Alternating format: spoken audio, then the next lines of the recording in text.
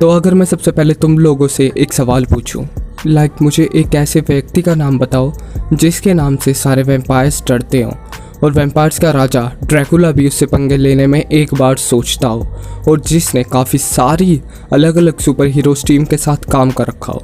तो या तुम्हारे पास कोई और जवाब नहीं होगा, सिर्फ एक ही जवाब होएगा, उसका नाम है ब्लेड।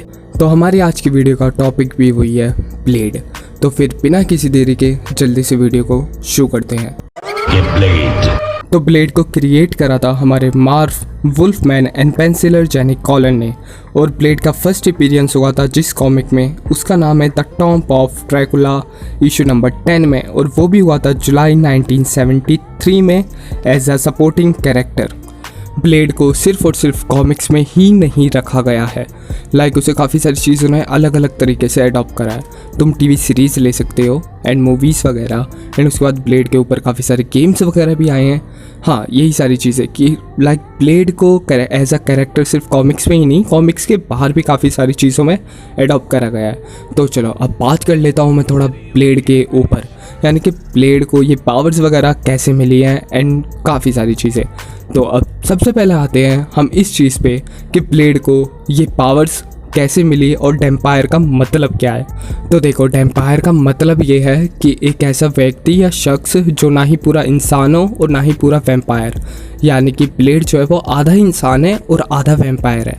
दैट्स वाई उसे डेम्पायर कहा जाता है। अब वो डेम्पायर इसलिए है कि जब उसकी माँ उसे जन्म दे रही थी, उस टाइम पे जो ब्लेड की माँ का ऑपरेशन कर रहा था डॉक्टर मॉर्बियस के द लिविंग वैम्पायर के नाम से, तो वो डॉक्टर उसकी माँ का ऑपरेशन कर रहा था। बट उस टाइम पे हुआ क्या, जब ब्लेड की मॉम उसे जन्म दे रही थी, उस टाइम पे डॉक्टर जो था वो ब्लेड की मॉम का खून पीने लग गया। इसी वजह से जो सा वैम्पायर मॉर्बियस है, उसकी पावर्स थोड़ी सी ब्लेड के अंदर आ गई। दैट्स वाई ब्लेड आधा इंसान है और आधा वैम्पायर। इसी वजह से ब्लेड के अंदर वैम्पायर्स वाली खूबियाँ आई हैं, क्योंकि मॉर्बियस उस टाइम पे ब्लेड की मॉम का खून पी रहा था।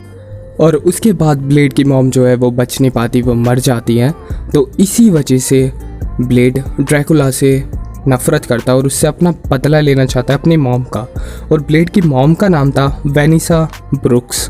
ये सारी बातें तो होगी ब्लेड को लेकर कि उसकी पावर्स उसे मिली कैसे और उसे डेम्पायर वगैरह क्यों कहते हैं।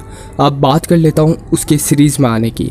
एक सीरीज़ आती थी द अल्टीमेट स्पाइडरमैन के नाम से, उसके अंदर एपिसोड नंबर 47 में ब्लेड को दिखाया गया था। उस एपिसोड में दरअसल क्या था, उन्हें एक ऐसा वेपन मान लो या कोई हथियार, मुझे अभी उसका नाम याद नहीं आ रहा, वो ड्रैकुला उनसे छीनना चाहता था। उसकी मदद से ड्रैकुला असली दुनिया में वापस आकर सब पे राज करना चाहता था, ताकि वो सूरज में भी आराम से घूम सके और फिर कुछ भी ना हो। तो बस उसी में ही ब्लेड को बुलाया जाता है। और ब्लेड के साथ फिर निक फ्यूरी ब्लेड को एक टीम देती है जिसका नाम होता है द हाउलिंग कमांडोज़।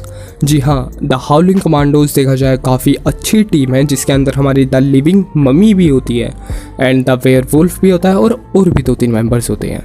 तो अब इन सब की बात हुई की है, तो अब मैं ब्लेड की टीम के बारे में बात करना चाहूँगा कि ब्लेड किस किस सुपर हीरो टीम के साथ काम कर चुका है अभी तक। तो ब्लेड की टीम में आती है सबसे पहले MI13, जिसके अंदर होते हैं black night, blade, captain Britain and dark angel and deaths head या मिनियन कह सकते हो तुम, और फिर डिजिडेक एंड एक्सकैलिबर, फिर ग्लोरियाना, फिर माइक्रोमैक्स, यार फ़ोन की याद आ गई इसे तो, मोटरमंथ एंड स्पिटफायर एंड एलेक्स्ट्रियर स्ट्रेंथ, यार सॉरी अगर मैंने गलत प्रोनाउंस करा हो, एंड टेंजरिंग एंड यूनियन जैक एंड पैटी विस्टम। एंड फिर उसके बाद जो उनसे अगली टीम है उसका नाम है मिडनाइट सन्स, जिसके अंदर ब्लेड होता है और उसके साथ होते हैं Wolverine, Captain America, Ghost Rider, Doctor Strange, Iron Man, Captain Marvel, Nico, Magik and Spiderman and Scarlet Witch. हाँ, तो इनके अलावा आती है the Avengers, Night Stalkers, Vanguards, Mighty Avengers. अब मैं तुम्हें सारी टीम्स के मेंबर्स के नाम नहीं बताने वाला हूँ। तो अब मैं आप लोगों को बताना चाहूँगा ब्लेड की एबिलिटीज़ के बारे में, उसकी पावर्स क्या हैं एंड उसकी वीकनेस क्या है। तो फिर सबसे पहले हम उसकी पावर्स के बारे में बात कर लेते हैं। ब्लेड के पास वो सारी चीज़ें तो है ही है जो एक वैम्पायर के पास होती है, super human strength, super human speed, agility and stamina and sense भी। बट उसके बाद ब्लेड मास्टर है मार्शल आर्ट्स में, वो एक स्किल्ड स्वॉर्ड मैन है और मास्क मैन, और उसके पास हीलिंग फैक्टर तो है ही है वैम्पायर्स के जैसा, जो एक नॉर्मल ह्यूमन के पास पास नहीं होता है। और उसके पास एक और चीज़ है, वैम्पायर्स को लेके उसकी नॉलेज जो काफ़ी ज़्यादा है। तो अगर मैं ब्लेड की वीकनेस, कमज़ोरी के बारे में बात करूँ तो ब्लेड की वीकनेस जो है वो है खून पीना।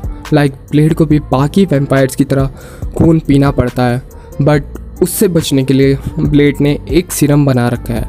उसकी मदद से ब्लेड को इंसानों का खून पीने की ज़रूरत नहीं पड़ती है। तो फिर आज के लिए इतना ही काफ़ी है। वीडियो को लाइक कर देना, शेयर तो ज़रूर कर देना और कमेंट तो कर ही दो और चैनल को सब्सक्राइब कर ही दो। मैं बता रहा हूँ, कर दो भाई, आगे और अच्छी वीडियोज़ के लिए। तो फिर मैं मिलता हूँ आपको अगली किसी और वीडियो में। तब तक के लिए सी यू सून।